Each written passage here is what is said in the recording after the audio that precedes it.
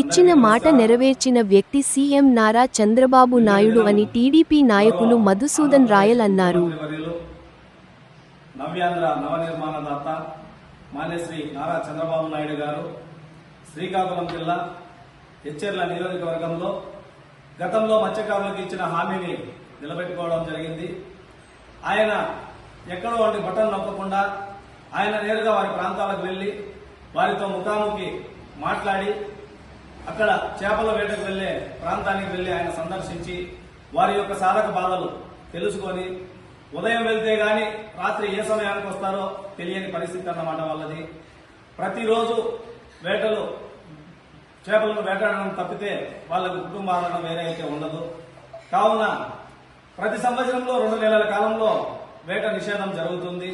ఆ నిషేధంలో వారి యొక్క కుటుంబాన్ని పోషించుకోవడానికి వాళ్ళకి ఆధారాలు ఏమి ఉండవు కాబట్టి వారి వేట నిషేధిత సమయంలో వాళ్లకు ప్రతి నెల 20,000 రూపాయలు అందివ్వడానికి ఆయన శ్రీకారం చుట్టడం జరిగింది. అది కూడా సుమారుగా 1,29,178 కుటుంబాలకు 259 కోట్ల రూపాయలు వారి ఖాతాల్లో జమ చేయడం జరిగింది.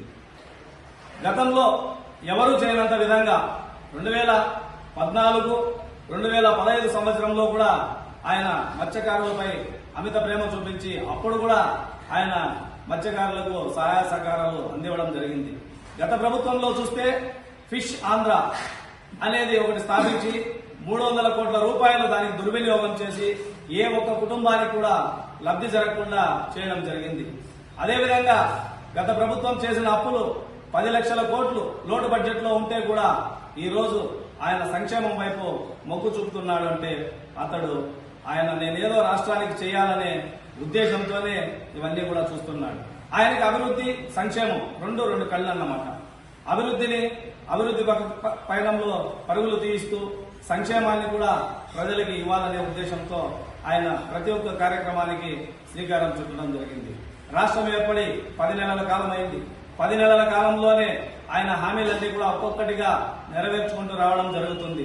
ఈ రోజు మత్స్యకారుల యొక్క ఈ 20,000 రూపాయలు ప్రకటించినందుకు మత్స్యకారులంతా కూడా చాలా ఆనందంగా ఉన్నారని కూడా మరొకసారి తెలియజేసుకుంటూ ఈ అవకాశం ఇచ్చిన అందరికీ ధన్యవాదాలు తెలుపుకుంటూ జై హింద్, జై తెలుగుదేశం, జై చంద్రబాబు.